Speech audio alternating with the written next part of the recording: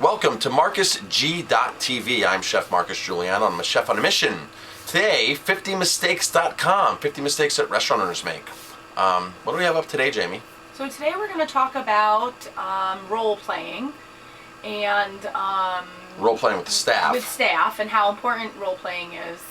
I would say role-playing is probably one of the most underutilized, most simplest, effective training tools out there. Would you say that? I would agree, yes. I mean, how many restaurant owners, answer the question, and managers, how many of you actually role play on a regular basis?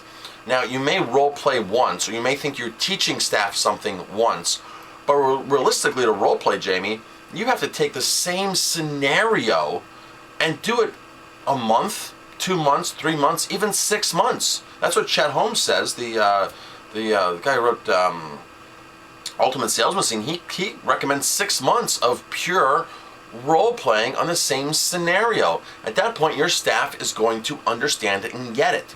So, Jamie, what are some topics that restaurants can role play on? Because, you know, obviously, a manager is going to be watching this, or an owner, and say, "What in the world would I role play on? Why would I have to role play?" What are some of the most common things that we role play with? So there's lots of different things. There's things like greeting people at a door.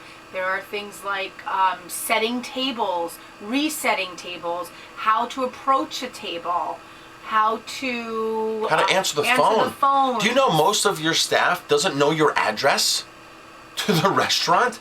It's amazing. You think you teach these things, you think because they drive to the restaurant every day or walk or get a Subway, that they know the address, the physical address. When somebody calls and asks for directions, says, well, you know, what are the landmarks near your restaurant? What's the physical street address? Physical street addresses are so much more important now with GPS. Yes. And especially if you have a new person answering the phone, you're dead with that. How does that look? I mean, would you want to go to a restaurant that they won't even know where their address is? Something that's what's very frustrating for us. We go to restaurants late because we're late people. Right. And the staff just never seems to be trained on how to handle a late table. You know, it's always abrupt and rude. Our kitchen's closing in 5 minutes. No, welcome to XYZ restaurant. Let me get you seated. I would love to get your order in because our kitchen does close in 5 or 10 minutes or whatever it is, and I want to make sure you get your food. Instead of saying our kitchen closes in 5 minutes. We've had that happen to us so many times, Jamie, and it's so frustrating that the staff is just abrupt and rude. It's like you're a bother to them. So, what are some other great role-playing scenarios? Now, really the one most important thing is, and you mentioned it earlier, about greeting people at the door.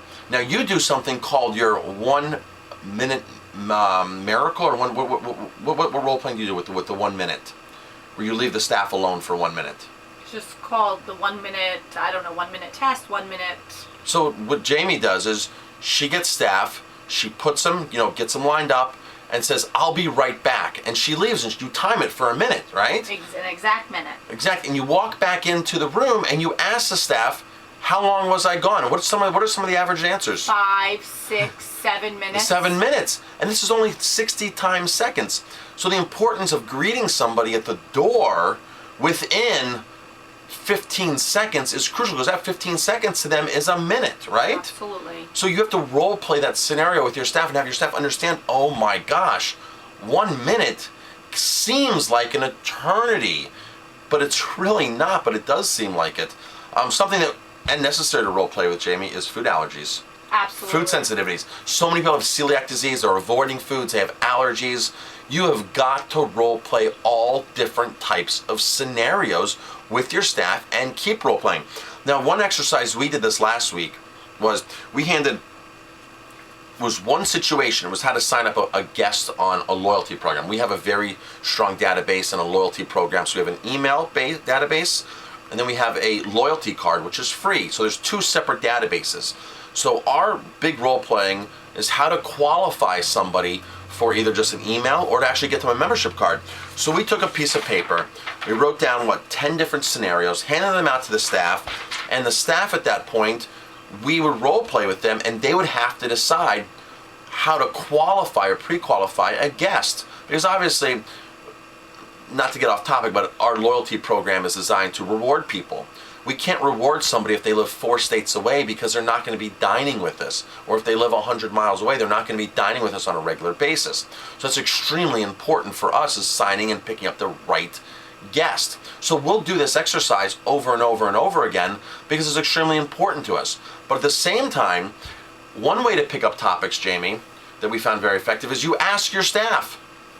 Let's come up with a brainstorm session, because if you've been watching my videos, you should be having regular seminars, workshops, tastings, staff meetings, mandatory staff meetings. In these meetings you have workshops, you have seminars, brainstorming sessions, and you ask your staff, let's come up with the most 50 pertinent, most relative role-playing things that you need to know as a new staff member walking in the door here. Think back to your first day, your first week, your first month. What was the biggest things you had to learn? Let's write all these things down and come up with 50 top role-playing. Let your staff come up with it. It's not something that you as a manager and owner has to sit there and ponder and say, oh my gosh, I have 10 scenarios here. No, brainstorm. Get your staff involved. Get guests involved. Get everybody involved. And make it fun. Anything else on role-playing, Jamie? No, just continuously do it. That's all I can say is do role-playing. Great. I'm Chef Marcus Guiliano. Thank you for watching. This is part of my 50mistakes.com. If you're a restaurant owner, a restaurant manager, and you need help, please email me. I'd love to set up a consultation. Thank you very much. Help at 50mistakes.com.